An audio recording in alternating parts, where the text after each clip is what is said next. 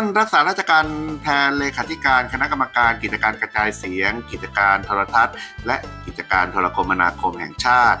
พร้อมด้วยเจ้าหน้าที่ที่เกี่ยวข้องครับได้ลงพื้นที่ตรวจสอบการลักลอบลากสายสื่อสารข้ามไปยังสปป.ลาวบนสะพานมิตรภาพไทยลาวแห่งที่ 1โดยเจ้าหน้าที่เปิดฝาท่อด้านข้างของถนนสะพานซึ่งเป็นความรับผิดชอบของกรมทางหลวงเนื่องจากเป็นลักษณะของการลากสายผ่านท่อขนานไปกับทางสัญจรมุ่งไปยังสปป.ลาวทางกสทช.ได้เชิญผู้ให้บริการสายสื่อสารภาคเอกชนมาแสดงตัวเพื่อยืนยันสัญญาณของตัวเองโดยใช้วิธีแปะเทปพร้อมระบุชื่อบริษัทเป็นสัญลักษณ์ของตัวเองซึ่งบริเวณจุดนี้มีผู้ใช้บริการสื่อสารของประเทศไทยที่ได้รับอนุญาต8รายส่วนสปป.ลาวมี5สายที่ได้รับอนุญาตท่านไตรรัตน์กล่าวภายหลังจากการสอบสวนครับว่าในจุดนี้พบผู้ให้บริการสายสื่อสารทุกบริษัทมาแสดงตนครบครับแต่พบว่ามีสายที่มีปัญหา2เส้นคือเส้นแรกติดสัญญาณของบริษัทแห่งหนึ่งแต่พนักงานแจ้งว่าไม่ใช่ของบริษัทตนเองซึ่งเจ้าหน้าที่กสทช.จะต้องไปตรวจสอบอีกครั้งว่าเป็นของผู้ประกอบการรายใดส่วนอีกสายหนึ่งครับยังไม่มีผู้ให้บริการมาแสดงตนโดยแขวงทางหลวงได้ให้ข้อมูลว่าอาจเป็นสายเก่าที่ไม่ได้ใช้งานและมาจากฝั่งสปป.ลาวดังนั้นจึงต้องไปตรวจสอบรายละเอียดให้แน่ชัดก่อนที่จะดำเนินการตัดสายสื่อสารที่ไม่มีเจ้าของดังกล่าว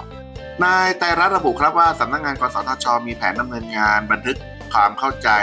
ข้อตกลงหรือ MOU กับทางกรมทางหลวงขอให้มีการตรวจสอบพาดสายสื่อสารของผู้ประกอบการโทรคมนาคมที่ให้บริการระหว่างประเทศร่วมกันเพื่อป้องกันการลักลอบการลากสายสื่อสารเถื่อนข้ามสะพานซึ่งเป็นจุดเชื่อมต่อระหว่างประเทศจำนวน17สะพานทั่วประเทศโดยเมื่อช่วงก่อนปีใหม่ครับสำนักงานกสทช.ก็ได้ลงพื้นที่สะพานมิตรภาพไทยลาวไปแล้ว1ครั้งและพบว่ามีการลากสายสื่อสารเถื่อนไปยังประเทศเพื่อนบ้านวันนี้เราจะลงพื้นที่อีกครั้งเพื่อจัดระเบียบสายสื่อสาร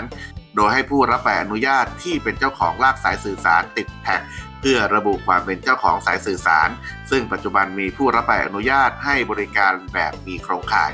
ทั้งอินเทอร์เน็ตและวงจรเช่าระหว่างประเทศจำนวน68รายขอบคุณข้อมูลข่าวจากเดอะสแตนดาร์ด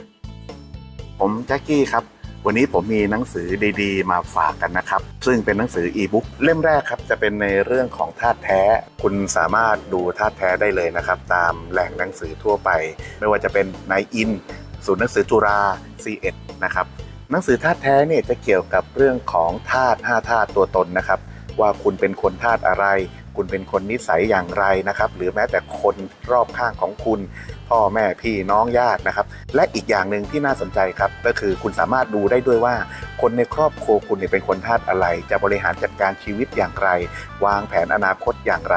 ให้กับคุณและลูกน้อยหรือแม้แต่คนในครอบครัวหรือแม้แต่ผู้บังคับบัญชาผู้ใต้บังคับบัญชาได้หมดเลยธาตุแท้เนี่ยจะเห็นทุกสิ่งทุกอย่างเลยนะครับคุณสามารถเซิร์ชจากชื่อของผู้เขียนนะครับก็คือแจ็คกี้ลีคนค้นดวงนะครับตามศูนย์หนังสือชั้นนำทั่วไปที่เป็นออนไลน์นะครับเป็นอีบุ๊กนะศูนย์หนังสือจุฬา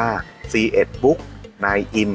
เมฟปิ่นโตนะครับหรือคุณสามารถที่จะดูได้ที่ Shopee นะครับซึ่งผมปักลิงก์ไว้แล้วนะฮะ Shopee นะคุณก็ดูที่ลิงก์ตรงนี้ถ้าสนใจงานเขียนแล้วก็เราก็จะได้เขียนหนังสือที่ดีๆให้กับคุณดูว่าชีวิตคุณควรจะไปทางไหนแบบไหนนะครับ